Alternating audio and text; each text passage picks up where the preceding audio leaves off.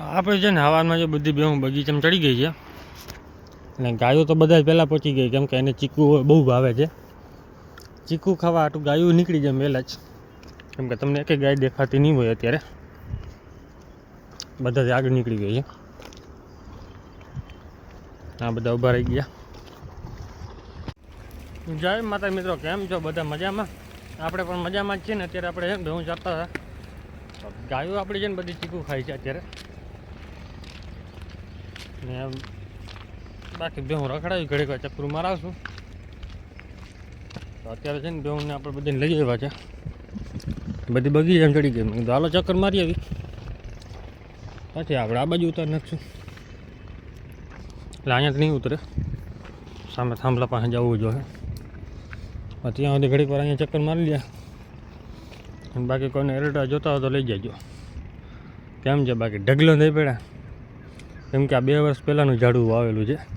વાવ્યું નથી, નદીમાં બી તણાઈને આવ્યો ને ઉગી ગયા છે. રામભરો થઈ પડ્યા, એ લેક નથી, ઘણા છે. તો અહીંયા થઈ પડ્યું એક, બીજું અહીંયા છે, પાછળની સાઈડમાં 2-3 છે, બીજા આ બાજુ છે. એરડાને ઢગલા થઈ પડ્યા છે. અત્યારે જો આપણી ગાયો સામે જો દેખાય, બધે ચક્કર મારે પછી ઊભી હોય માથે બાવરીએ ખાય. અત્યારે બીજી ક્યાંય જાય એમ છે ને, એટલે વાંધો ન હોય. ઘડીક વાર અહીંયા રખડશે. તો અત્યારે છે ને બધી બેહું ચરે છે, અને આપણે રાધાને વેચી નાખી છે. એનું કારણ એક જ છે ભાઈ, રાધાને વેચવાનું કે પોચાણ થતી નથી ને તોફાની થોડીક વધારે હતી. કેમ કે ઘરે મારા સિવાય લગભગ બાંધવા ન દઈએ, અને બાંધવા દઈએ તો વાંધો ન આવે. દોવા ટાણે બધા બીવ્યા, કેમ કે એની પગની લત દેતી ને એટલે બીજા રીતની આવે. એટલે ઘરે બીજા દોઈ ના ગયા, દોવા દઈએ બીતા બીતા દોવાનું ઘાય ઘા. જરાક ડામણ નીચે પડી ગઈ આપણી નોંધણી વાળી હોય તોય પૂરું, તો સીધી લત જ આવે. એટલે દૂધ બૂધ બધું ઢોરીને નાખી દઈએ. થોડીક તોફાની હતી ને એના હિસાબે આપણે દઈ દીધી પછી. અને પાછી બીજું શું છે કે આપણે હમણાં પાછી બીજી ગાયો વિયાવાની છે, એના હિસાબે આપણે આપી દીધી હતી. તો આપણી ગાય એટલી તોફાની હતી ને વાત પૂછોમાં. જ્યારે એને હું શિંગડામાં ઘી ચોપડવા ગયો ને ત્યારે મને મારવા દોડવા માંડી. એને ખબર પડી ગઈ હતી કે આ મને દઈ દેવાનો છે હવે. એટલી મારવા દોડતી હતી, પડખે ચડવા નથી દેતી ને આ છોડવાય ના દઈએ. લાકડી લઈને માન કરીને જ્યાં ખંજર કરીને ધીરે કરીને શિંગડામાં ઘી ચોપડવા ના દેતી હતી. માન કરીને ચોપડી દીધું ને ઘી, એને મોયડો પકડી રાખ્યો, લાકડી રાખી, પછી માન કરીને શિંગડા ચોપડા આપણે ઘી. કેમ કે ગાય કે ભેંસ ગમે તે વેચવાનું હોય ને તો શિંગડામાં ઘી ચોપડીને દેવાય. પહેલાંની કહેવત છે ભાઈ, આપણે એનો અનુભવ નથી ખબર કે શું કારણથી દેવાય ને, પણ આપણે એ ઘી ચોપડી દીધા પછી ધીરે કરી. મને બીક હતી, મેં કીધું જો ગાડીમાં ચડશે ને તો ગાડીમાં લગભગ ચડશે નહીં, કેમ કે મારીને ચડાવવી પડશે, અઘરું છે એને. તોફાની બહુ હતી ને અફારી પણ બહુ હતી.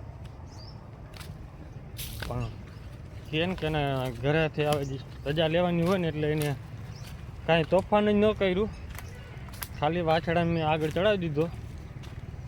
વાછડો ચડે ને વાહે લાગી, ચડી ગઈ, જરાય તોફાન નહીં, હાવ શાંત થઈ ગઈ. અને મારા ઘરે જેટલી તોફાની થતી હતી ને, ત્યાં ભાઈબંધને મેં દીધી ને સાંજે, એ ભાઈબંધ કહેતો હતો કે મને અહીંયા ઘરે પે હતા ને ત્યારે એને કીધું હતું કે ભાઈ આને એ કે લગભગ મારે કે દોવી અઘરી પડશે એ કે.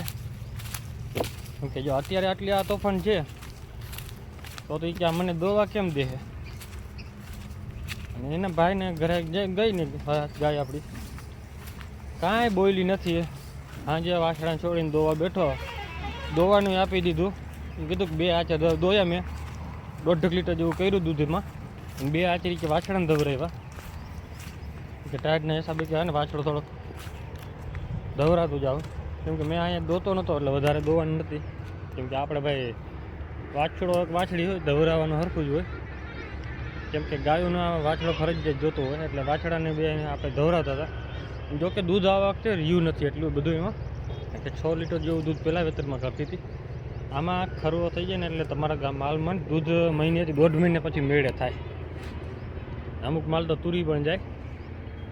તો આપણી બેહુમાં એવી થોડીક તકલીફ પડી હતી, 2 બેહુમાં તુરી ગઈ હતી. તો પગને જલાઈ જાય ને ફરવામાં તો વધારે બહમું લાગી જાય. અને એના હિસાબે છે ને આપણી રાધા વિયાણીને નકર આપણે કહીએ ને કે ભાઈ બીજદાન કરે તો આપણે અનુભવ હોવો જોઈએ. અનુભવ હોય આપણે કાયદેસર હતો. નકર આપણે બીજદાન કર્યું બે બેનું હગી બેનું હતી જમના રાધા બેન હગી બેનું, તો બેન એક જ તારીખમાં ને એક જ દિવસમાં બેને ભેગું બીજદાન કર્યું. ખાલી 5 મિનિટનો ફેર છે. પહેલાં રાધાને બીજદાન કરાવ્યું ને પછી આને કરાવ્યું. હવે વિચાર કરો એમાં રાધામાં વાછડો લઈ આવી ને ઓલી વાછડી લઈ આવી. બે હરખા નોર્મલ ડોઝ હતા કે વાછડીવાળા ડોઝ નહોતા મૂકાવ્યા, નોર્મલ હતા. મેં નોર્મલ મૂકી દે તો નોર્મલ મૂકાવ્યા, પણ નોર્મલમાં પણ આ વાંધો પડી જાય. અને તોફાની થોડીક હતી વધારે ને આપણા કિલ્લામાં થોડી તોફાની વધારે કરે છે. એનું કારણ છે ગમે કાંઈક, તમે સમજી જાજો કે જગ્યા ખરાબ હોય ને એટલે થોડીક વધારે તોફાન કરે છે. આપણે જોયેલું છે કે અમારા કિલ્લે જે તોફાન કરતું હોય ને બીજાના કિલ્લે જાય ને એ હાવ બકરી થઈને જાય. અત્યારે અહીંયા મારા કિલ્લે 2 થી 3 જણા જ જઈ શકતા હતા. માથે હાથ ફેરવો હોય તો 2 થી 3 જણા જઈ શકીએ. તો અહીંયા જ્યાં એ ભાઈ કહેતો હતો મને કે છોકરા એ કે આચર પકડીને ઊભા છે, કાંઈ બોલતી નથી. કેટલી શાંત થઈ ગયા છે તો વિચાર કરો તમે. આપણા કિલ્લે હાવ તોફાન જ. એના છાતીનો ભાગ આવે ને આપણે છાતીમાં ખંજાર કરવી હોય કે ઈતેડા કોઈ તોડી હોય, કામ નમળે કોઈનું, તોફાન જ સીધા લત જ જડબાવાળી સીધી. કેમ કે એ પેલું વેતર વ્યાણી હતી ને ત્યારે અમે તગારામાં દોઈ હતી, લાંબી થઈને હોતી હતી ત્યારે પગ બાંધ્યા હતા ત્યારે ખીરું કાઢ્યું હતું. ના વાછડાને ધાવા દે ના કાંઈ, એટલે એમાં તોફાની થઈ હતી ફૂલ. એટલે આમાં તગારો રાખ્યો ને તે પછી એમાં દૂધ કાઢ્યું. હવે વિચાર કરો એ ગાયોમાં જઈને એમને શાંત થઈને મળી દોવા દેતી હોય આરામથી, તો પછી કે જોયું હું એમાં. ને આપણે કીધું ભાઈબંધને કે ભાઈ તારે ન જોતી હોય કે અથવા એની વાછડી આવે તો મને એક દેજે ભાઈ. મેં કીધું મારા કર્મમાં તો અહીંયા વાછડી ન લઈ આવી, બે ફેર બીજદાન કરાવ્યું કે બે ફેર વાછડી ન લઈ આવી. હવે મેં કીધું એક વાછડી આવે તો મને દેજે. એ ભાઈ પાસે દેશી ગાયું છે ને જર્સી ગાયું છે, એટલે એ કે મારે થઈ જાય, એ કે મેળે થઈ ગયા. હા થોડોક બીતો હતો પણ પછી બીક નીકળી ગઈ ભાઈની. એટલે કે ભેહું બધી આપણે આવી ગઈ છે હામી. અડધી ઓલી બાજુ રખડે છે, અડધી અહીંયા આવી ગઈ. એટલે આપણે ભેહું છે ને ઘરે આવી ગયા. એટલે પછી જો ગાયો અહીંયા ભૂકો ખાઈ ગયા સાંજે. ત્રણે અહીંયા નાખી દીધું છે ને બીજા 3 અહીંયા બધું છે. બાકી ભેહું બધું શું છે કે અહીંયા ચરે છે. ભેહું બધું નાખી દીધું છે. ગાયો અહીંયા છે. ગાય એક વે છે પણ ખાલું એટલું લાગે છે હાવ. ત્યાં કેમ 4-5 ભેગી વેચી નાખી હોય. મૂંજીઓ દઈ દીધો છે આપણે ભેગું જ ભાઈબંધને કે મારે ગાયો છે એ કે ખાય એમ રખડશે અહીંયા ભેગો. અત્યારે આને છૂટા ખાય બાકી